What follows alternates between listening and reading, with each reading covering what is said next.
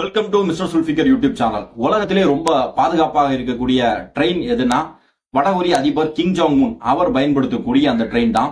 உலகம் முழுவதும் எதிரிகளை சம்பாதிச்சு வச்சிருக்கக்கூடிய, எந்த நேரம் வேணாலும் தன்னை கொள்வதற்கு ஒரு கூட்டம் இருக்குன்னு தெரிஞ்சுக்கிட்டு இருக்கக்கூடிய கிம் ஜாங் உன் சாதாரணமா ஒரு ட்ரெயின்ல பயணம் செய்யறது அவருக்கு எப்படி பாதுகாப்பாக இருக்கும்? உலகத்தில் இருக்கக்கூடிய பல நாடுகள்ல இருக்கக்கூடிய தலைவர்கள் பிளைட்ல பயணம் செய்வாங்க, ஹெலிகாப்டர்ல பயணம் செய்வாங்க, அல்லது சொந்த நாட்டுக்குள்ள போறதாக இருந்துச்சுன்னா கார்ல பயணம் செய்வாங்க.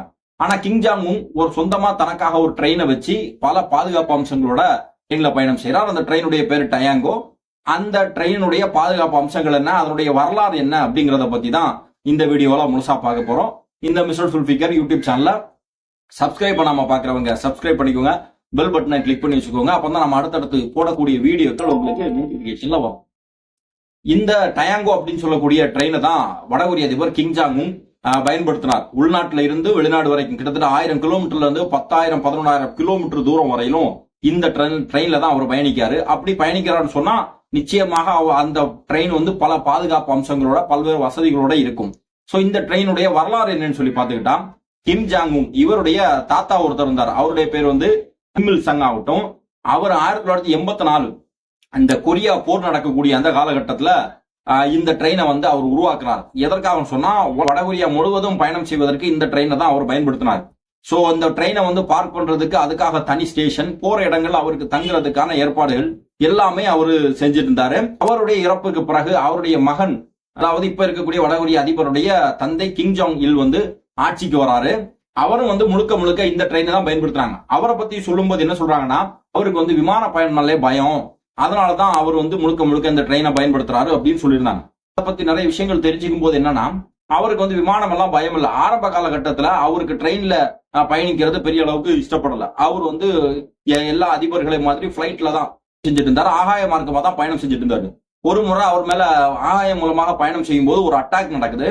அதுல இருந்து உயிர் தப்பிச்சிடுறாரு. அதற்கு பிறகு அவர் முழுமையாக என்ன பண்றாருன்னா, அந்த ஆகாய வழியிலான பயணங்களை தவிர்த்துக்கிட்டு எங்க போறதா இருந்தாலும் தன்னுடைய தந்தை பயன்படுத்தினது மாதிரி இந்த ட்ரெயினையே பயன்படுத்தினாரு.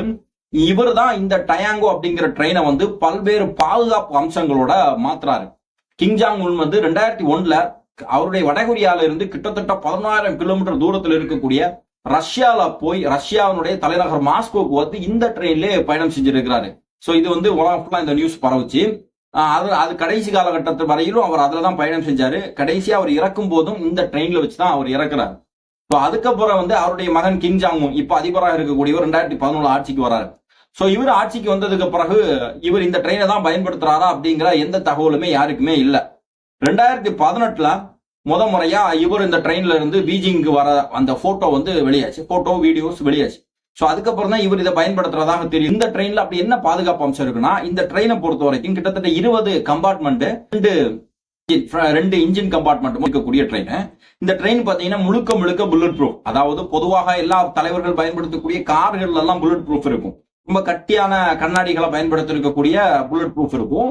ஆனா இந்த ட்ரெயினை பொறுத்த வரைக்கும் கண்ணாடி மட்டும் கிடையாது, அந்த சைடு, டாப்பு, பாட்டம், இந்த 3 பக்கத்துல இருந்து எந்த அட்டாக் நடத்தினாலும் இந்த ட்ரெயினை தொலைச்சிட்டு குண்டு உள்ள போகாதது மாதிரி அதை டிசைன் பண்ணிருக்கிறாங்க. இது கம்பார்ட்மெண்ட்கள் பாத்தீங்கன்னா, ஒரு ஆபீஸ், ஒரு கம்பார்ட்மெண்ட் ஆபீஸ் செட்டப்புக்காக பயன்படுத்துறாரு. அவருடைய ஆபீஸ், அதாவது ட்ரெயின்ல பயணம் செய்யக்கூடிய நேரத்துல அந்த நாட்டுடைய ஆட்சியை நிர்வாகம் செய்வதற்காக அவருக்கு தேவையான வேலைகளை செய்வதற்கு ஒரு கம்பார்ட்மெண்ட் முழுக்க முழுக்க அவருடைய ஆபீஸாக இருக்கும். டேபிள், டிவி, அவருக்கு தேவையான அந்த ஆபீஸ் எக்யூப்மெண்ட் அத்தனையுமே இருக்கும். சோ இன்னொரு கம்பார்ட்மெண்ட்ல பாத்தீங்கன்னா ஒரு ரிசப்ஷன் ரூம் மாதிரி அவங்க வச்சிருக்காங்க. ரொம்ப அழகா ஸ்டைலா டிசைன் பண்ணி யார் வந்தாலும் அவரை பாக்குறதுக்கான ஒரு இடம் மாதிரி அந்த ரிசப்ஷனை மெயின்டைன் பண்ணிட்டு இருக்கிறாங்க. அடுத்து ஒரு கம்பார்ட்மெண்ட் இருக்கு. இந்த கம்பார்ட்மெண்ட் பாத்தீங்கன்னா கான்பரன்ஸ் ஹால் மாதிரி, அதாவது நிர்வாகம் சம்பந்தமா, ஆட்சி சம்பந்தமா, திடீர்னு பயணத்துல இருக்கக்கூடிய டைம்ல ஏதாவது ஆலோசனைகளை செய்யணும் அப்படின்னு சொன்னா ஒரு கான்பரன்ஸ் ரூமை ஏற்பாடு செஞ்சிருக்காங்க. சோ அடுத்து பாத்தீங்கன்னா அவரு தங்கக்கூடிய ரூம், அவருடைய பெட்ரூம், அவர் தூங்குறதுக்காகவும் எடுப்பதற்காக இருக்கக்கூடிய ஒரு பெட்ரூம் இருக்கு. அதற்கு பிறகு டாய்லெட் வசதியோட இன்னொரு கம்பார்ட்மெண்ட் இருக்குது. அதற்கு பிறகு ரெஸ்டாரண்ட் இருக்கு. ரெஸ்டாரண்ட்ல பாத்தீங்கன்னா கிச்சன் இருக்கும், ஃபுட்டு ப்ரிப்பேர் பண்ணக்கூடிய இடம் இருக்கும், டைனிங் ஹால் இருக்கும். சோ இந்த மாதிரி செட்டப் இருக்கு. சோ அதுக்கப்புறம் இருக்கக்கூடிய கம்பார்ட்மெண்ட் பாத்தீங்கன்னா முழுக்க முழுக்க ஆர்மி ஆபீசர்களோட இருக்கக்கூடியது. ஏன் அப்படின்னா அவரு பல மணி நேரங்கள், பல கிலோமீட்டர் தூரத்துல பயணம் செய்யும் போது பாதுகாப்பு அப்படிங்கிறது ரொம்ப முக்கியம். அவரை பாதுகாப்பதற்காக நாட்டினுடைய மிலிட்டரி மற்ற கம்பார்ட்மெண்ட்டுகள் இருப்பாங்க. ஸோ அது மட்டும் கிடையாது, டாக்டர்ஸ் நர்ஸ் அவருடைய ஹெல்த்தை மெயின்டைன் பண்றதுக்கு, ஹெல்த் சம்பந்தமான இஷ்யூ ஏதாவது வந்துச்சுன்னா அதை பார்க்கறதுக்கு டாக்டர்ஸும் நர்ஸும் இருப்பாங்க. மெடிக்கல் சம்பந்தமான வேலைகளை செய்வதற்கான ஆட்கள் இருப்பாங்க. ஸோ அதுக்கு அடுத்த பாத்தீங்கன்னா, ஸோ ஒருவேளை எங்கேயாவது போகக்கூடிய இடத்துல இந்த ட்ரெயின் வந்து கொலாப்ஸ் ஆயிடுச்சு, வடகொரிய அதிபர் வந்து தப்பிச்சு போறதுக்காக ஹெலிகாப்டர் வந்து அங்க இருக்குது ஒரு கம்பார்ட்மெண்ட்ல.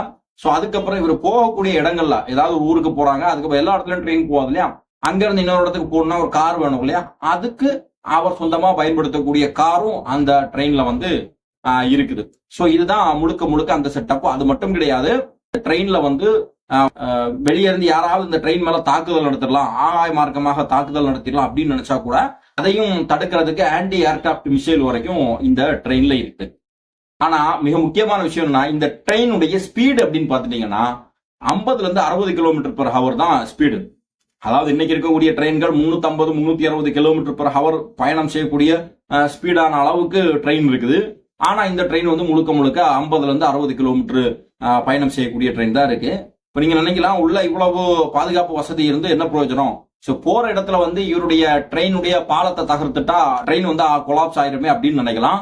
சோ அங்கேயும் ஒரு விஷயம் இருக்கு. என்னன்னா, சோ இந்த ட்ரெயின் இவர் ஒரு இடத்துல இருந்து இன்னொரு இடத்துக்கு பயணம் செய்வதற்கு முன்பாகவே என்ன பண்ணுவாங்கன்னா, முழுமையாக பரிசோதனைகள் நடத்துவாங்க. அந்த ட்ரெயின் போகக்கூடிய ஊர்கள்ல இடங்கள்ல வந்து முழு செக்கப்பும் பண்ணி தான் அந்த ட்ரெயினை வந்து விடுறது.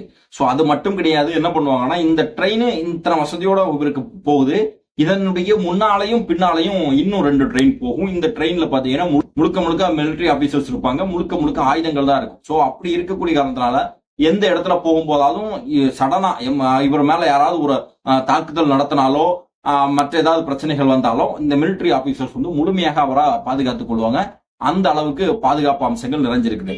சோ நீங்க நினைக்கலாம், 60 கிலோமீட்டர் அல்லது 50 கிலோமீட்டர் பெர் ஹவர்ல போகக்கூடிய இந்த ட்ரெயின்ல வந்து இவர் பயணிக்காரு, ஏன் இந்த ட்ரெயினுடைய ஸ்பீடை வந்து இன்க்ரீஸ் பண்ண முடியாது அப்படின்னு கேட்டா, இந்த ட்ரெயினை பொறுத்த வரைக்கும் முழுக்க ஃபுல்லி லோடடா போகக்கூடிய ட்ரெயின், ஃபுல் லோடடா ஆயுதங்கள் போகும். அப்படி இருக்கக்கூடிய பட்சத்துல ரொம்ப ஸ்பீடா போகும்போது அதுல வந்து பல பிரச்சனைகள் வரலாம். ஒண்ணு, வெளிநாட்டுக்கு போறதா இருந்தாலும் கிட்டத்தட்ட 15 மணி நேரம் 14 மணி நேரம் டிராவலிங்ல தான் ரஷ்யா வரைக்கும் ஒரு போயிட்டு வரதா சொல்றாங்க. போறது அங்க இருக்கக்கூடிய மற்ற நாடுகள்ல இருக்கக்கூடிய தலைவர்களை பாக்குறதுக்காகவும் சரி, அவர்களோட ஏதாவது கான்பரன்ஸ் நடத்துறதா இருந்தாலும் இந்த ட்ரெயின்ல தான் அவர் போறதாக வந்து சொல்லப்படுகிறது.